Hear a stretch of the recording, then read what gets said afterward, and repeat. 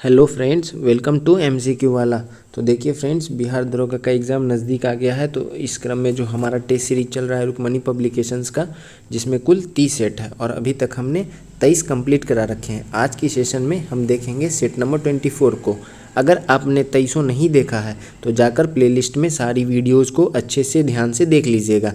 और आज की सेशन में हम देखेंगे सेट नंबर 24 को, और इसमें करेंट अफेयर्स के भी क्वेश्चंस हैं जो कि सेट के लास्ट में होते हैं। इसलिए वीडियो के अंत तक बने रहिएगा।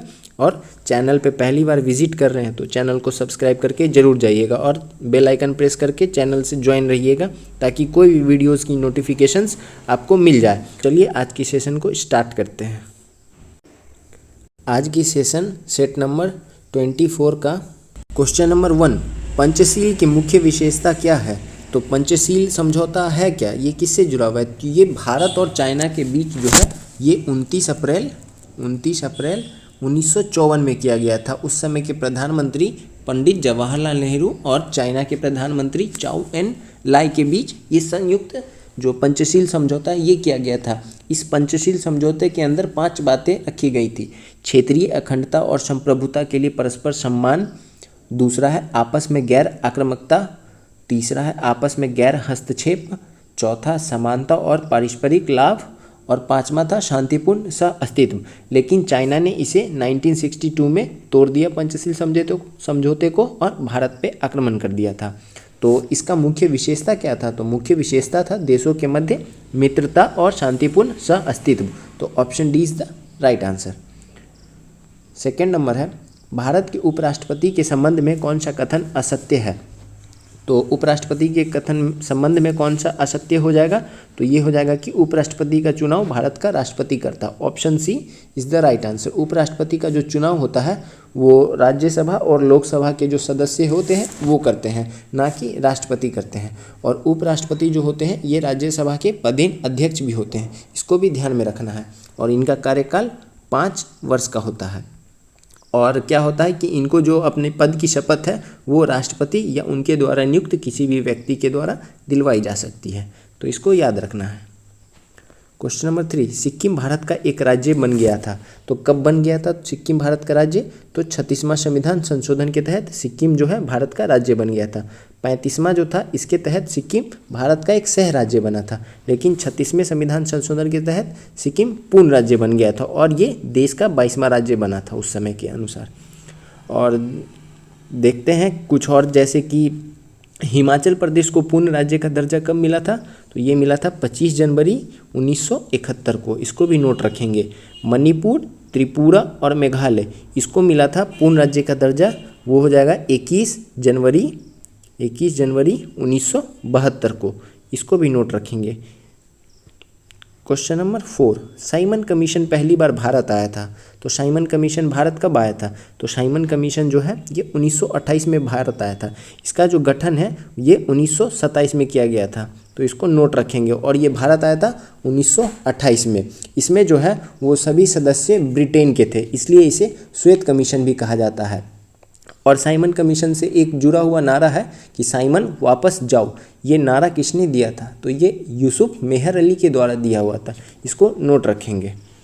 देखते हैं कुछ और, जैसे कि यहाँ पे दिया हुआ है 1939 का एक आपको अधिवेशन याद होगा, त्रिपुरी संकट, जिसकी अध्यक्षता सुभाष चंद्र बोस ने जीत ली थी। लेकिन गांधी जी के नाराज हो जाने के बाद उन्होंने त्यागपत्र दे दिया था और इसकी अध्यक्षता जो थी वो डॉक्टर राजेंद्र प्रसाद ने की थी।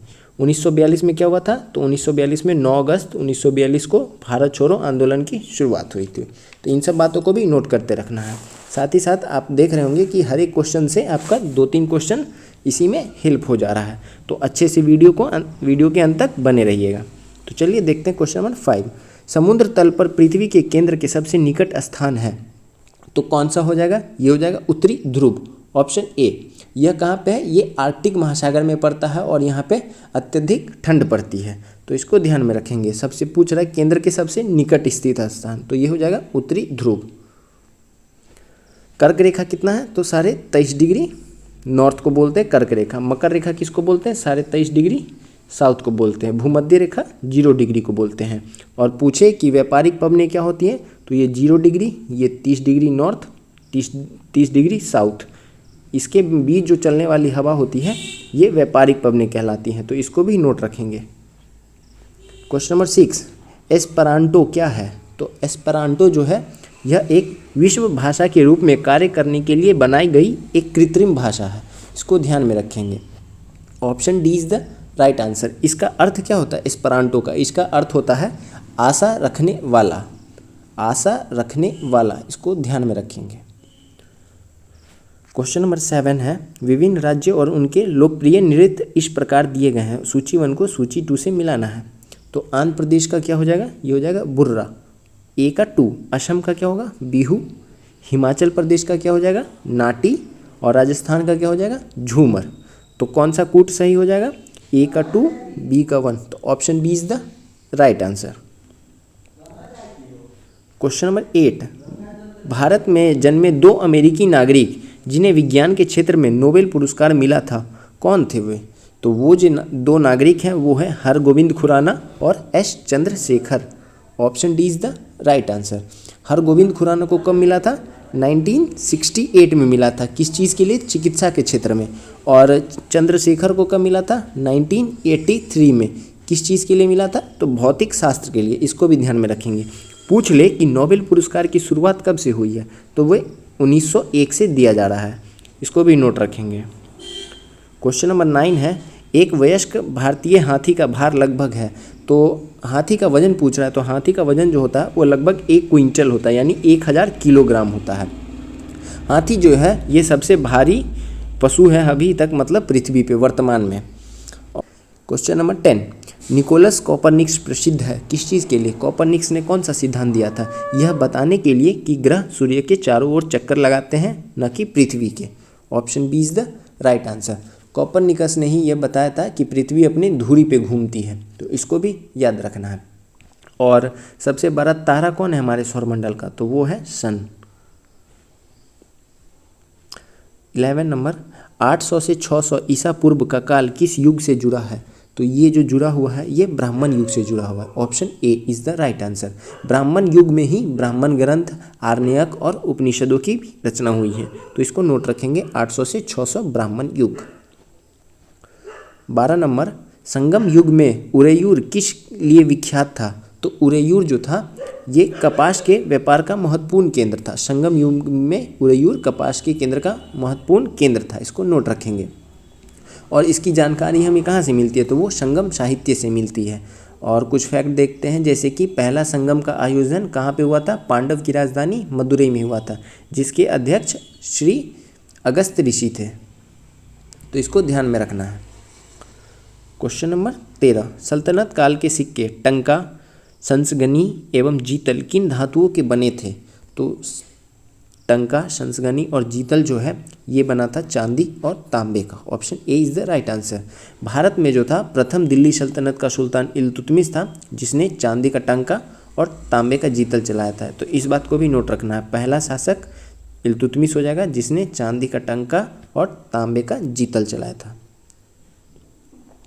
14, यदि 3 पुरुष या 4 महिलाएं प्रतिदिन 480 कमाते हैं तो 5 पुरुष और 7 महिला की एक दिन की आय कितनी होगी? तो 3 पुरुष प्रतिदिन कितना कमा रहा है? 480।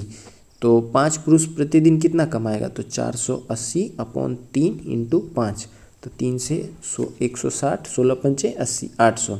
4 महिलाएं प्रतिदिन कितना कमा रही है? तो ये भी याद दिया हुआ है बीच में, इसको ध्यान में रखेंगे। तो ये कितना हो जाएगा? 4 महिलाएं 480 कमा रही है, 4 महिलाएं, तो 7 महिलाएं, तो 4 से 12 7 84, 840। अब क्या पूछ रहा है? 5 मेन और 7 वोमेन की प्रतिदिन की आय। तो ये हमारा कितना निकला था? 7 वोमेन का, और 5 मेन का कितना निकला था? 800। दोनों को जोड़ देंगे तो ये आ जाएगा 1640। Option B is the right answer. 15, 1878 का वर्नाकुलर प्रेस एक्ट किसने रद्द कर दिया था? तो ये जो वर्नाकुलर प्रेस एक्ट है इसको लॉर्ड रिपन ने रद्द कर दिया था। Option A is the right answer. इसको क्या बोलते हैं? प्रेस का गला घोटने वाला कानून कहा जाता है, या मुंह बंद करने वाला कानून कहा जाता है। ये जो था वर्नाकुलर प्रेस एक्ट, ये लॉर्ड लिटन के द्वारा लाया गया था, जिसको लॉर्ड रिपन ने ख़त्म कर दिया 1878 में। रिपन ही वह शासक है जिसके समय में ये जो थी सिविल सेवा की प्रवेश आयु उम्र बढ़ा के 19 से 21 साल कर दी गई थी, इसको भी नोट रखेंगे कि सिविल सेवा का एग्ज़ाम जो अभी IAS का एग्ज़ाम होता है उस समय भी होता था सिविल सेवा का एग्ज़ाम, जिसकी आयु 19 से बढ़ा के 21 साल पुनः कर दी गई थी। 16 नंबर, अपनी किस कार्य प्रणाली कमेटी में कांग्रेस ने भू स्वामित्व को समाप्त करने की नीति अपनाई थी? तो ये जो नीति अपनाई गई थी ये अपनाई गई थी कार्यकारिणी कमेटी 1937 में। Option A is the right answer. ये दरअसल जो है ये किसान सम्मेलन से संबंधित बातें हैं, और पूछे कि किसान सभा की जो प्रथम बैठक है वो कब हुई थी, तो अखिल भारतीय किसान सभा की तो वो 1936 में हुई थी, इसको नोट रखेंगे। और इसकी अध्यक्षता कौन करते हैं? स्वामी सहजानंद सरस्वती करते हैं, और ये कहाँ पे होता है? ये लखनऊ में होता है। 17 है, 1 माइक्रोन बराबर है। 1 माइक्रोन में क्या होता है? तो 1 माइक्रोन में जो होता है वो 1 के power 1000 millimetre. Option C is the right answer. 10 to the power -10 metre क्या होता है? ये 1 एंगस्ट्रॉम होता है, ऐसे इसको दर्शाते हैं। 10 टू द पावर -9 मीटर क्या होता है? ये होता है 1 नैनोमीटर। 18 है, मनुष्य के जीवन काल में कितने दांत 2 बार विकसित होते हैं? तो मनुष्य के जीवन काल में जो कुल 20 दांत है वो 2 बार विकसित होते हैं, बाकी जो 12 होते हैं वो बस एक ही बार आते हैं, बाकी 20 दांत जो होते हैं वे दोबारा आते हैं। और मनुष्य में कुल कितने दांत होते हैं? तो 32 होते हैं। वयस्क मनुष्य में 32 होते हैं। इसका फॉर्मूला है दांत का 2 1 2 3, 2 2 4 1 5 3 8। इसको 4 से मल्टीप्लाई करेंगे तो पूरे मुंह का आ जाएगा। ये मतलब जैसे कि अपर भाग का एक आधा है और उसको पूरा का निकालना माउथ का, तो इसको 4 से मल्टीप्लाई कर देंगे, 32 दांत आ जाएगा। 19, भारतीय कृषि और अनुसंधान परिषद ICAR ने भारत में भूमि को कितने भागों में बांटा है? तो ICAR ने भारत की भूमि को 8 भागों में बांटा है। ये कौन कौन सी है? जलोढ़ मिट्टी, काली मिट्टी, लाल और पीली मिट्टी, लेटेराइट मिट्टी, मरुस्थलीय मिट्टी, उसके बाद है पीट या दलदली मिट्टी, और है लवणीय एवं क्षारीय मिट्टी। तो इसको ध्यान में रखेंगे। पूछे कि सबसे ज़्यादा जो उर्वरकता होती है किस मिट्टी में होती है? तो वो जलोढ़ मिट्टी में होती है, जो कि नदियों के जो दोनों साइड पाया जाता है मिट्टी, इसको जलोढ़ मिट्टी कहा जाता है। और जो पुरानी हो जाती है उसको बांगर कहते हैं, नई वाली को खादर कहते हैं। तो जलोढ़ को भी 2 भाग में बांटते हैं। 20 नंबर, भारतीय संविधान के निम्नलिखित अनुच्छेदों में से कौन सा अनुच्छेद राज्य सरकार को ग्राम पंचायतों को संगठित करने का निर्देश देता है? तो आप सभी ने पढ़ा होगा आर्टिकल 40। ये किसके अंदर मेंशन है? DPSP के मेंशन है। भाग 4 में आर्टिकल 40 के अंदर ग्राम पंचायतों का जो स्थापना है इसकी चर्चा है, लेकिन बाद में जाके ये 73वां संविधान संशोधन के तहत 73वां संविधान संशोधन 1992 के तहत इसको संवैधानिक दर्जा दे दिया गया, और आर्टिकल 243 से लेके 243(9) तक यानी O तक, इंग्लिश के अल्फ़ाबेट O तक पंचायतों की चर्चा है, जिसमें कुल 29 विषय दिए गए हैं। तो इसको ध्यान में रखेंगे। और पहली बार पंचायत कहाँ पे शुरुआत हुई थी? तो ये नागौर जिला में हुआ था 2 अक्टूबर 1953 को। क्वेश्चन नंबर 21, संसद के 2 सत्रों के बीच अधिकाधिक अंतराल होना चाहिए, तो ये कितने दिनों का होता है? ये 6 महीनों का होता है। Option A.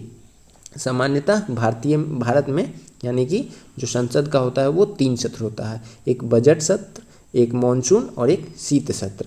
और ऐसा मतलब माना जाता है कि कम से कम 6 महीने से ज़्यादा का गैप नहीं होना चाहिए 2 सत्रों के बीच में। 22, निम्नलिखित में से किसने 1857 के विद्रोह को एक षड्यंत्र की संज्ञा दी थी? तो ये किसके द्वारा दिया गया था? ये W. टेलर और जेम्स आउटरम दोनों के द्वारा दिया गया था। Option D is the right answer. इन लोगों का ये कहना था कि ये हिंदू और मुस्लिम का जो है ये एक संयुक्त षड्यंत्र। और 1857 की क्रांति को स्वतंत्रता का पहला संग्राम किसने कहा था? तो ये वी.डी. सावरकर के द्वारा कहा गया था। इसको भी नोट रखेंगे। 23, निम्नलिखित वर्गों में कौन 1905 में स्वदेशी आंदोलन के मुख्यतः अप्रभावित रहा था? तो ये कौन सा वर्ग रहा था? तो मुसलमान जो थे ये अप्रभावित रहे थे। स्वदेशी आंदोलन किससे जुड़ा है? तो ये जो बंगाल विभाजन हुआ था 1905 में, उसके बाद स्वदेशी आंदोलन किया गया था, जिसमें ये दर्शाया गया था कि हम ब्रिटेन की कोई भी वस्तु का उपयोग नहीं करेंगे, सब चीज़ अपना बनाएंगे। इसी के क्रम में 1907 में टिस्को की स्थापना होती है जमशेदजी टाटा के द्वारा। इसको भी नोट रखेंगे, बहुत इंपॉर्टेंट पॉइंट है। और पूछे कि बंगाल विभाजन कब से लागू हो गया था? तो ये 16 अक्टूबर 1905 से लागू हो गया था। क्वेश्चन नंबर 24, जल की अस्थायी कठोरता का कारण है? तो क्या पाया जाता है जिसकी वजह से अस्थायी कठोरता होती है? तो जल में कैल्शियम तथा मैग्नीशियम के क्लोराइड और सल्फेट की वजह से जल में अस्थायी कठोरता होती है। और इसको दूर कैसे कर सकते हैं? तो उसमें सोडियम कार्बोनेट मिलाकर गर्म करेंगे तो ये अस्थायी कठोरता दूर हो जाएंगी। तो इसको नोट रखना है। 25 क्राइस्ट चर्च, जिसे पूर्वोत्तर भारत का प्राचीनतम चर्च माना जाता है, किस पूर्वोत्तर शहर में स्थित है? तो ये क्राइस्ट चर्च कहाँ पे स्थित है? तो ये स्थित है गुवाहाटी में है। असम की जो कैपिटल है वहाँ पे ये क्राइस्ट चर्च स्थित है। ये लगभग 1844 का बना हुआ है, 1844 का। 26 आर्कियोप्टेरिक्स किससे संबंधित है? तो इसका संबंध जो है जुरेसिक युग का सर्व पुरातन पक्षी, option A is the right answer. 27 जब हम बकरी या भेड़ का मांस खाते हैं तब हम क्या होते हैं? तो बकरी या भेड़ का मांस खाते तब हम द्वितीय उपभोक्ता होते हैं। सबसे पहले क्या आता है? सबसे पहले आता है उत्पादक, उसके बाद आता है प्राथमिक उपभोक्ता, उसके बाद आता है द्वितीयक उपभोक्ता। उत्पादक में क्या आते हैं? हरे पौधे। प्राथमिक में कौन आ जाएंगे? यही भेड़ या बकरी। और जब हम इसको खाते हैं तो हम आ जाएंगे द्वितीयक में। तो option B is the right answer. 28 Rigveda Samhita के 9वां मंडल पूर्णतः किसको समर्पित है? तो 9वें मंडल में किसकी चर्चा है? तो 9वें मंडल में जो है वो सोम और इस पेय का नामकृत देवता, option D is the right answer. पूछे कि ऋग्वेद के तीसरे मंडल में किस चीज़ की चर्चा है? तो तीसरे मंडल में ही विश्वामित्र के द्वारा लिखी गई गायत्री मंत्र जो देवी सावित्री को समर्पित है उसकी चर्चा है। और 10वें मंडल में किसकी चर्चा है? तो इसी में पुरुष सूक्त की चर्चा है जिसमें 4 वन को डिसाइड किया गया है, ब्राह्मण, क्षत्रिय, वैश्य, शूद्र। तो इन सब बातों को भी साथ ही साथ याद करते चलेंगे। 29 भारतीय संविधान की प्रस्तावना के सिलसिले में निम्नलिखित में से कौन सा क्रम सही है? तो कौन सा क्रम सही है इसमें? तो सार्वभौम प्रभुत्व संपन्न, समाजवादी, पंथ निरपेक्ष, लोकतंत्रात्मक और गणतंत्र। तो option D is the right answer. और प्रस्तावना जो है इसे संविधान की आत्मा कहा गया है, इस बात को भी ध्यान में रखेंगे।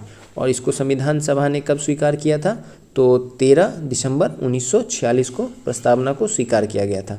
और अभी तक इसमें कुल एक ही बार संशोधन हुआ है, 42वां संविधान संशोधन 1976, जिसके तहत 3 शब्द को जोड़ा गया था, समाजवाद, पंथ निरपेक्ष और अखंडता।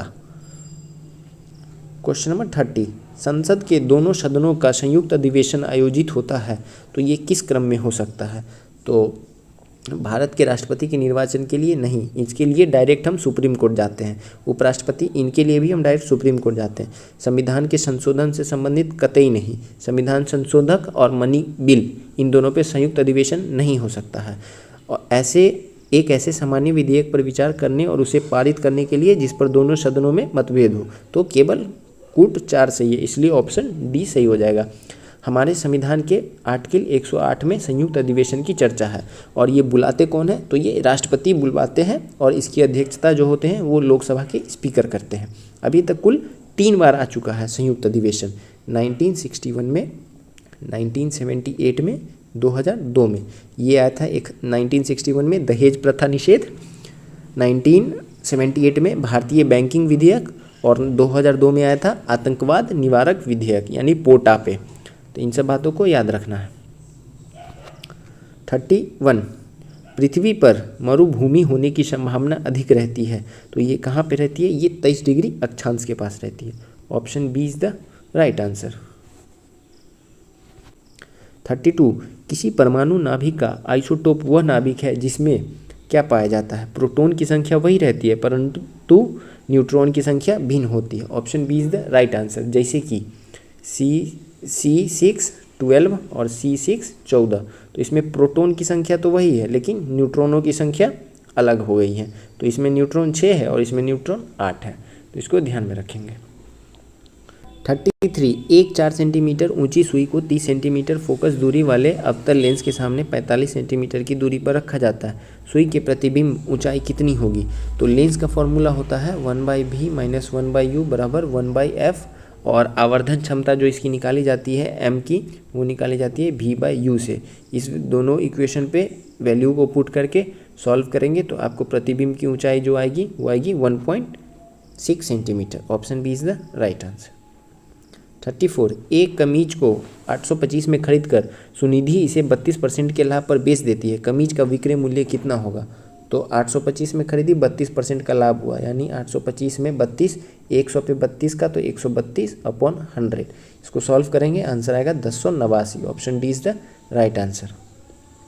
35, भारतीय रुपये की विनिमय दर निर्धारित होती है, तो ये किससे होती है? तो ये कुछ चयनित मुद्राओं के संबंध में। Option C is the right answer.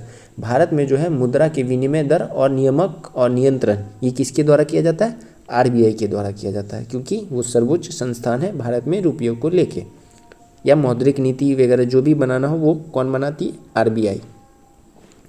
36, निम्नलिखित में से कौन आर्थिक विकास के लिए प्रत्यक्ष रूप से महत्वपूर्ण नहीं है? तो ये क्या हो जाएगा? ये मुद्रा की मात्रा। Option A is the right answer. आर्थिक विकास के लिए प्रत्यक्ष रूप से महत्वपूर्ण नहीं है मुद्रा की मात्रा। 37, संविधान में मंत्रिमंडल शब्द का एक ही बार प्रयोग हुआ है और यह है, तो ये कहाँ पे है मंत्रिमंडल? तो इसका जो प्रयोग है वो हुआ है आर्टिकल 352 में। Option D is the right answer.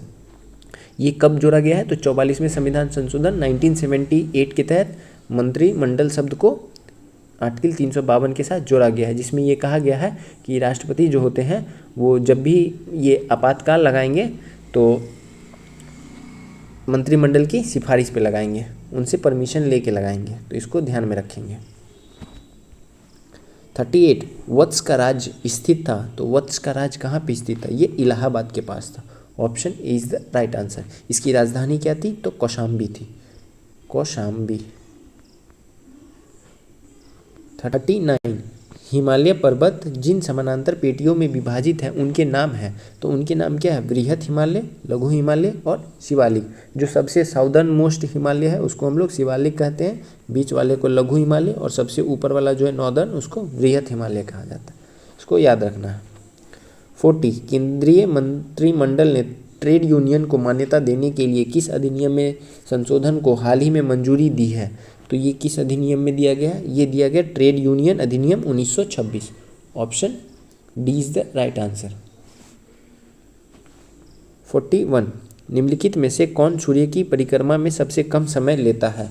तो ये में जो है वो कौन परिक्रमण कर लेता है सबसे कम समय में? तो वो बुध कर लेता है। यहाँ पे बुध नहीं दिया हुआ, इसलिए ये पृथ्वी सही हो जाएगा। और सबसे लेट यानी सबसे ज़्यादा समय कौन लेता है? तो वो लेता है वरुण। वरुण जो है वो लगभग 164 वर्ष लेता है एक बार परिक्रमण करने में। 42, कॉपर सल्फेट का घोल जल में क्या होता है? तो ये जो होता है नीले लिटमस को लाल कर देता है। Option A is the right answer. 43, acetic अम्ल एक कमजोर अम्ल है क्योंकि यह क्या है? इसका आयनन निम्न है। Option B is the right answer. Acetic अम्ल एक कमजोर अम्ल है, ये भी याद रखना है। 44 है कि तांबे की मिश्र धातु है, तो तांबे की मिश्र धातु क्या है? तो ये जो है कि पीतल है। Option B is the right answer. तांबे की कुछ और मिश्र धातु हैं जैसे कि कांसा, जर्मन सिल्वर, गन मेटल, ये सब तांबे की ही मिश्र धातु है। और मानव शरीर में जो तांबा की मात्रा में वृद्धि हो जाती है उसके वजह से कौन सा रोग होता है? तो वो होता है विल्सन रोग। इसको भी याद रखेंगे, विल्सन रोग। 45, निम्न में से कौन सा कार्य स्थानीय निकायों के क्षेत्राधिकार के अंतर्गत नहीं आता है? तो ये जो है कानून एवं व्यवस्था। Option C is the right answer. 46, सीसा संचायकों में प्रयुक्त अम्ल होता है, तो ये कौन सा होता है? ये सल्फ्यूरिक एसिड यानी कि H2SO4। सीसा संचायकों में H2SO4 का उपयोग किया जाता है। 47, निम्नलिखित में से किसमें कोबाल्ट होता है? तो कोबाल्ट किस विटामिन में होता है? तो ये होता है vitamin B12। Option D is the right answer. और विटामिन B12 का मुख्य स्रोत कौन सा हो जाएगा? तो मांस, मछली और जल।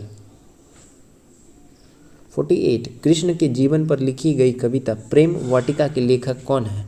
तो प्रेम वाटिका के जो लेखक हैं वो हो जाएंगे रश Khan. Option C is the right answer. इनके द्वारा एक और पुस्तक लिखी गई है जो कि है सुजान रश खान,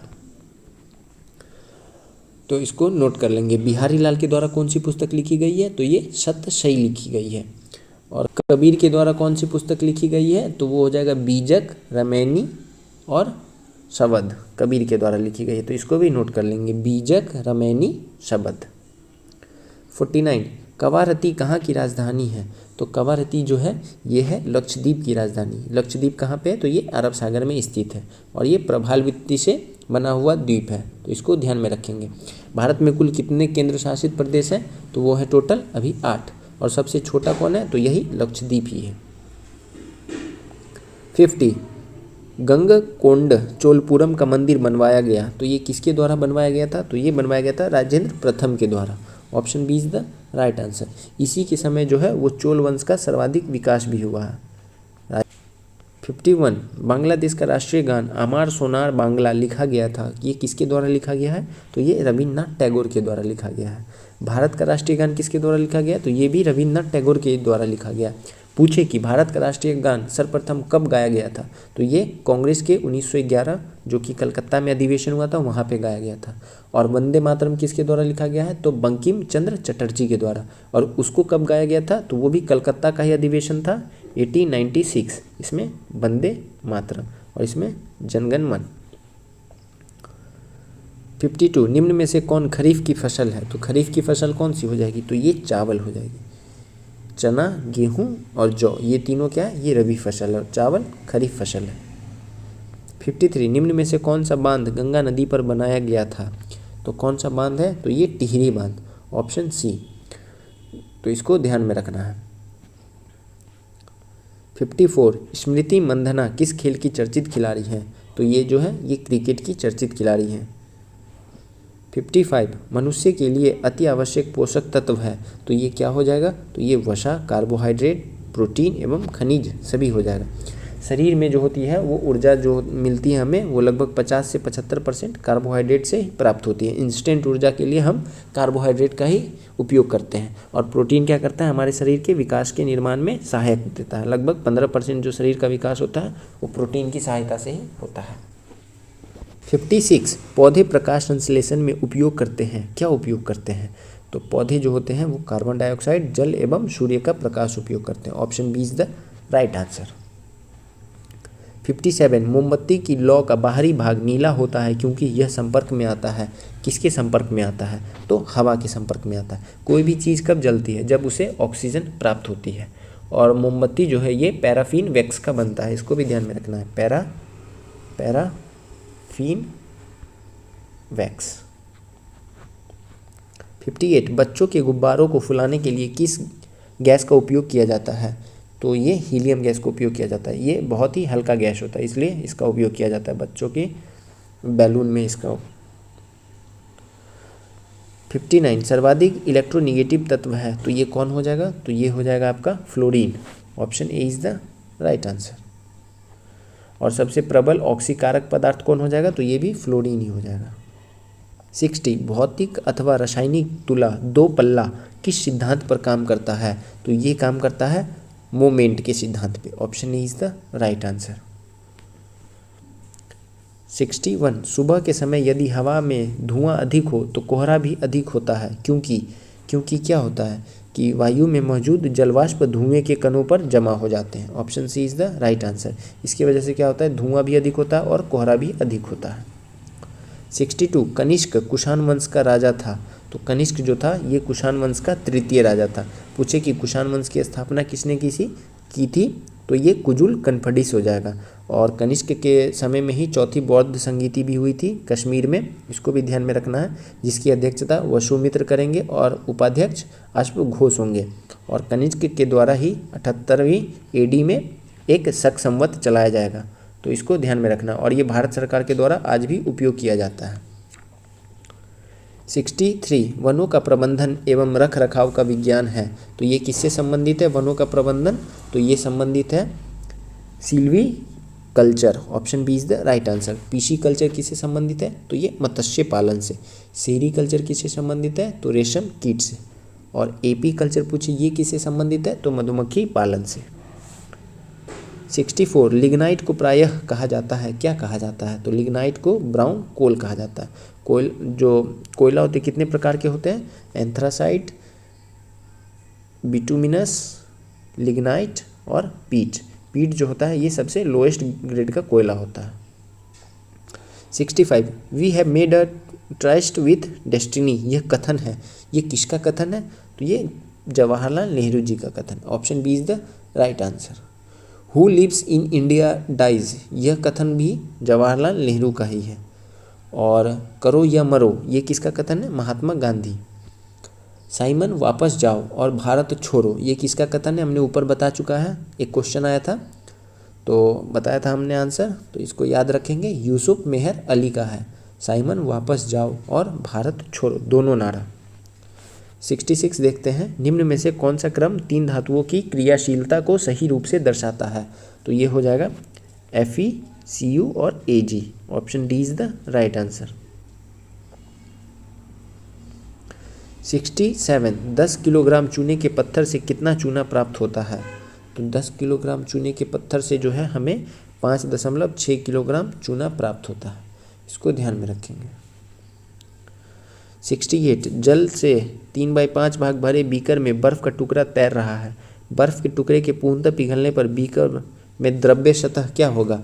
तो ये जो है बीकर में वो अपरिवर्तित रहेगा। Option C is the right answer. पूछे कि जल का घनत्व सर्वाधिक कब होता है? तो ये 4 डिग्री सेल्सियस पे होता है, इस बात को नोट करना इंपॉर्टेंट है ये। और ये भी इम्पोर्टेंट है कि कोई बर्फ़ का, जैसे एग्जांपल है, कोई पानी है, इसमें बर्फ़ का टुकड़ा डाल दिए, पिघल गया तो लेवल क्या हो जाएगा? ये क्वेश्चन भी वही कह रहा है, तो अपरिवर्तित रहता है, लेवल नहीं बढ़ता है। 69 एक दूर दृष्टि से पीड़ित व्यक्ति को क्या होता है कि दूर की वस्तुएं साफ दिखाई देती है परंतु पास की नहीं? तो option B is the right answer कि पास की वस्तुएं साफ नहीं दिखाई देती हैं। इसके उपचार के लिए हम कौन सा लेंस का उपयोग करते हैं? तो ये उत्तल लेंस का उपयोग करते हैं।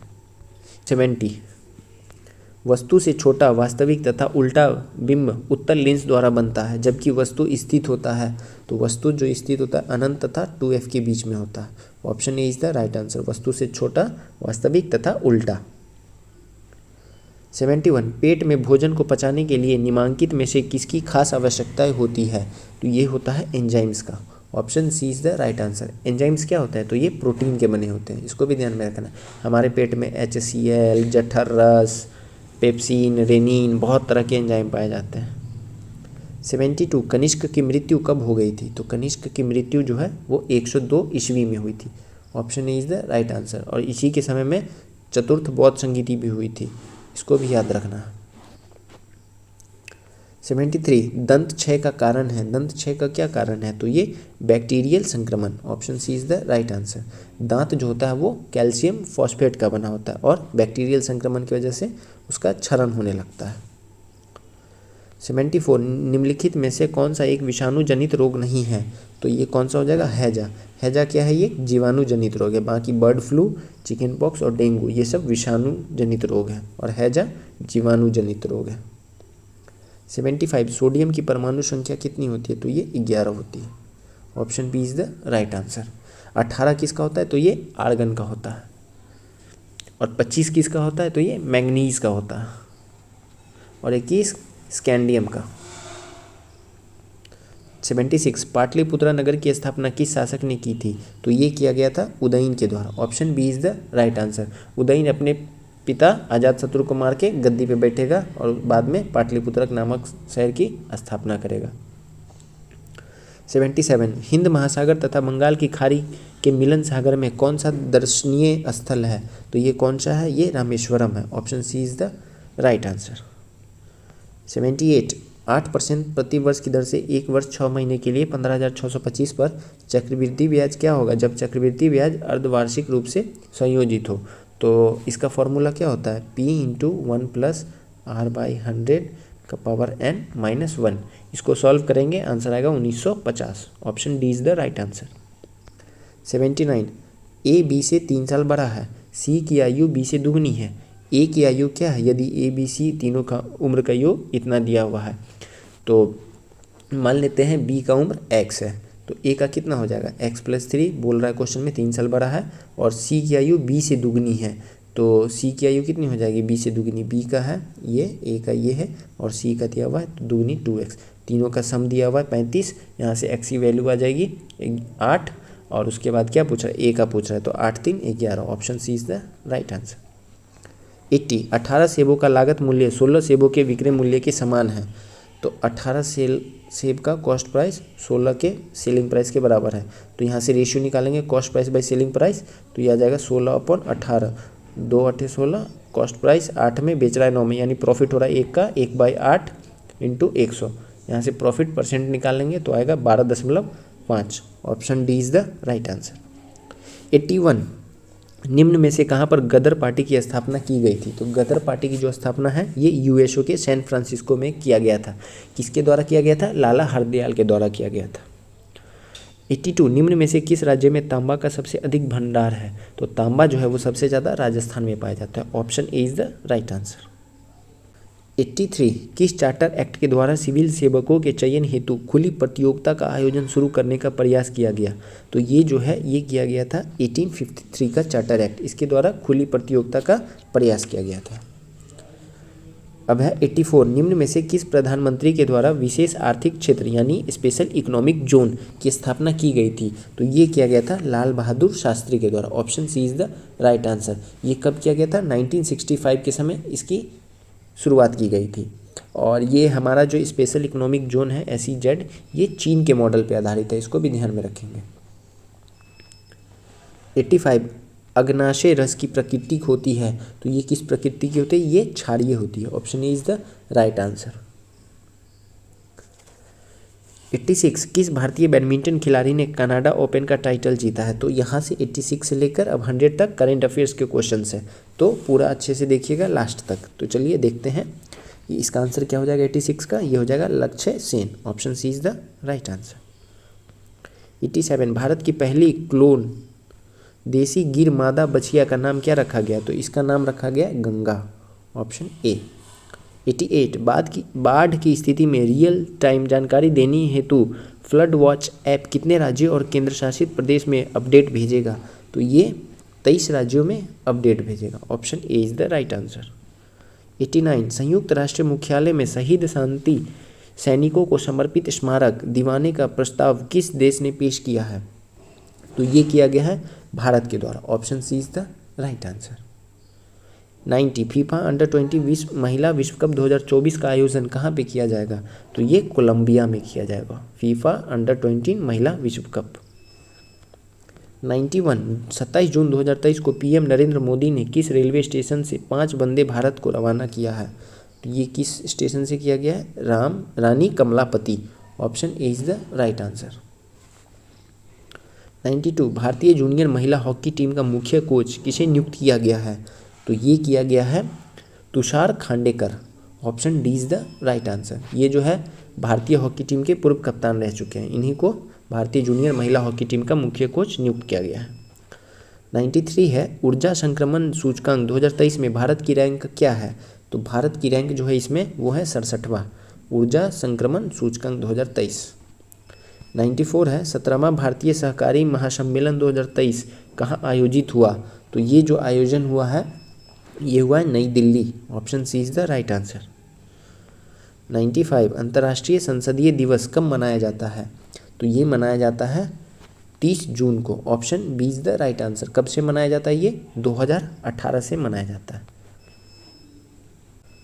96, जून 2023 में किस राज्य केंद्र शासित प्रदेश में हेमिस महोत्सव मनाया गया है? तो हेमिस कहाँ पे मनाया जाता है? तो ये मनाया जाता है लद्दाख।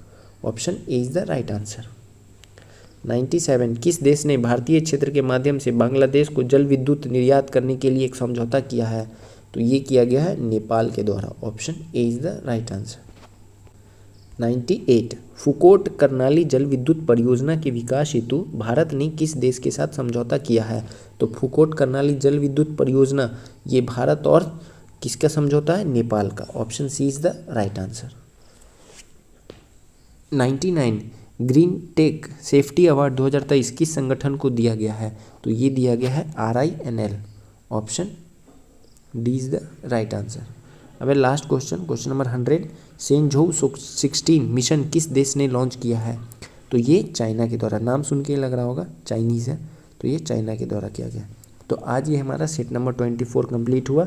कल हम मिलेंगे एक नए सेट में, सेट नंबर 25 में। तब तक के लिए आप चैनल से नहीं जुड़े हैं तो चैनल को सब्सक्राइब कर लीजिए, बेल आइकन को प्रेस कर लीजिए और चैनल से जुड़ जाइए और अपनी तैयारी को मजबूती प्रदान करिए, क्योंकि अब ज़्यादा समय बचा नहीं है और ज़्यादा से ज़्यादा सेट लगाना आवश्यक है। तो इसके लिए आप चैनल से जुड़े रहिए और तब तक के लिए थैंक यू। जय हिंद।